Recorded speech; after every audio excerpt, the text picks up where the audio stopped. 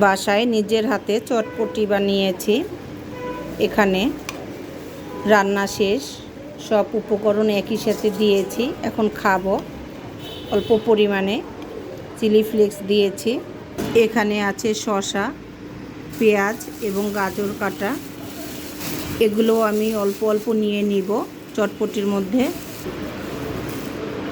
এগুলো আমি সব একসাথে মিক্সড করে নিব। আর আমি একটু চটপটি একটু ঝোলও রেখেছি। চটপটির কিন্তু ঝোল খেতেই আমার কাছে বেশি ভালো লাগে, তাই এখানে কিন্তু তেঁতুলের টক বানিয়ে নিয়েছি।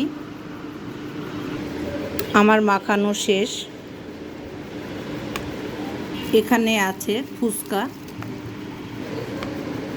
ফুচকা ভেঙেও চটপটির সাথে খেতে পারেন এবং ফুচকা ভেঙেও ভিতরে চটপটি দিয়ে টকে ভিজিয়ে খেতে পারেন, যে যেভাবে খেতে পছন্দ করেন।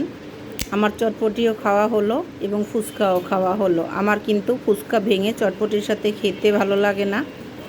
ফুচকা কিন্তু আমার টকে ভিজিয়ে খেতে বেশি ভালো লাগে।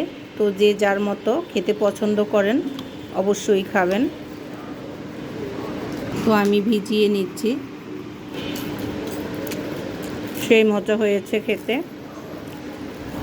তো খেয়ে কীভাবে খেতে পছন্দ করেন জানাবেন। সবাই অনেক ভালো, সুস্থ ও নিরাপদে থাকুন। আল্লাহ হাফিজ।